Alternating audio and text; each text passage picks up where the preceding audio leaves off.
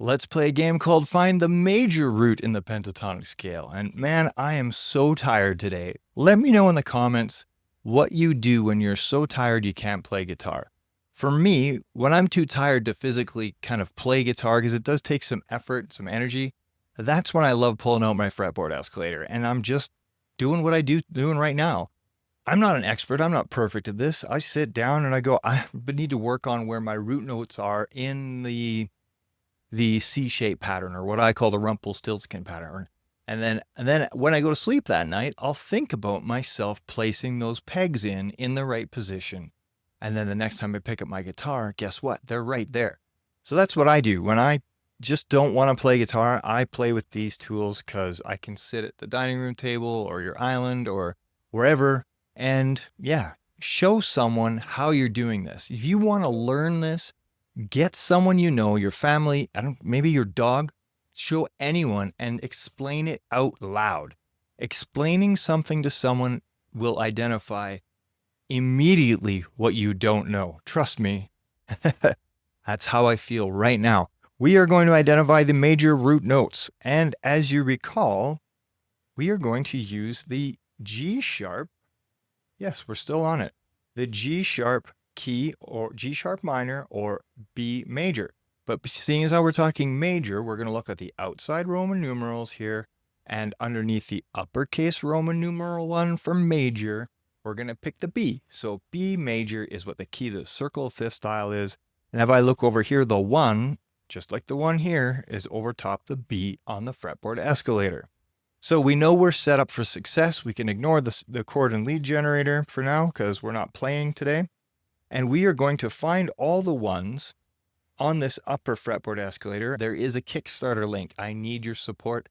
Fire off this to all your guitar friends. We need to come together as a community. Get this in your hands. And I'm going to get rid of the lower one so that I get you focusing on this one in post-editing. And we're going to use the same techniques we used last time.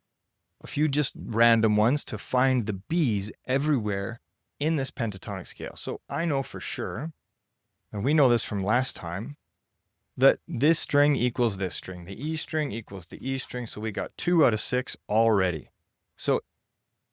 And now what I want to do is work on the bass position. So let's use our down 3 and over 3 rule.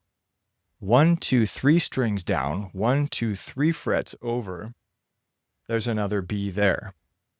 How can we check that? How can we check that we have that correct?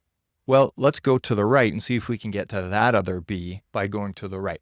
The rule to the right was down 2 and over 2 from my other video. Go watch it if you don't know what I'm talking about.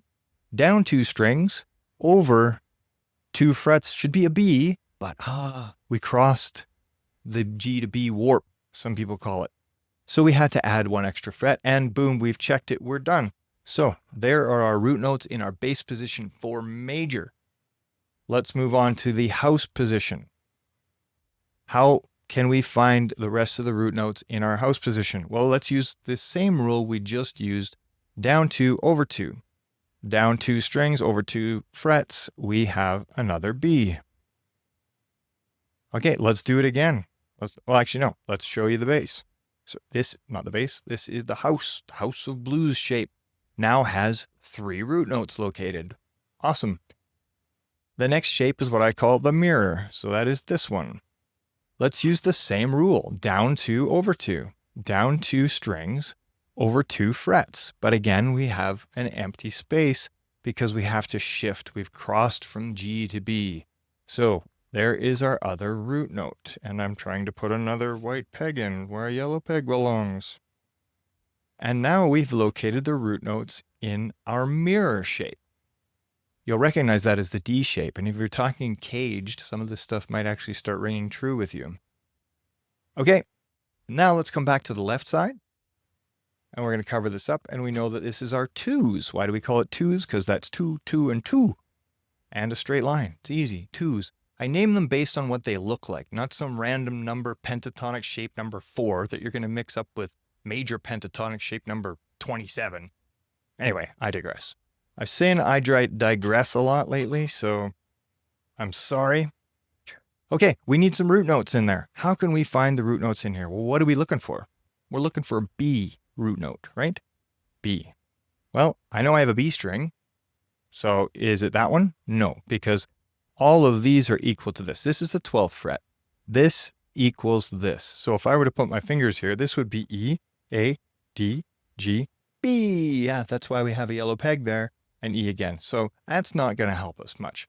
What are we missing? We are missing a root note on the A string.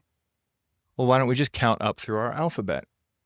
A, B. And between A and B is a whole step, right? Because it's not on our half step list. Remember day one? We know that we have a half step list, which is B to C and E to F. Everything else is a whole step. And it's not on our half step list. So A to B, this must be, it must be a B. To be or not to be? Well, it is a B. So have we got a root note on all 6 strings? Yes, yes, yes, yes, yes, yes. 1, 2, 3, 4, 5, 6. There is our 2s with 2 root notes shown. And if we look at the entire structure, we can now practice them shape by shape in any key we want by shuffling the fretboard escalator over a backing track. I would highly suggest a single chord, what they call drone note backing track. Just Google them. There's tons on YouTube. Play it position by position and pause on the root notes. And look at your finger and say the note name. So play through the scale, pause on the B and say B. After a while, you're going to remember that's a B. What better way to do it than play it, right? Yes. Build it, play it. That's my new motto for this entire system. That's it. Speaking of which, check my link in bio. There's always something different there. I'm going to change it up all the time. I'm going to do giveaways. There's just regular email sign up. There is a Kickstarter link. I need your support. Fire off this to all your guitar friends. We need to come together as a community. Get this in your hands, because I'm telling you, I'm not an amazing guitarist by any means, but we need to get this into your hands and all the teachers, online teachers, everyone. I think everyone should be using this system because it's so fun and it's easy. And like I say, you can do it when you're tired. You can do it when you just don't feel like picking up your guitar when the kids are sleeping, or bring it with you on vacation. Just sit and do this. And like I said, teach it to somebody. If you can teach this to someone, the next day you will have remembered so much more than if you just sat by yourself in a room with the music going and not really paying attention. Teach someone and you will remember it forever. Okay, thank you so much for watching. I really appreciate it. And next we're going to do the thirds.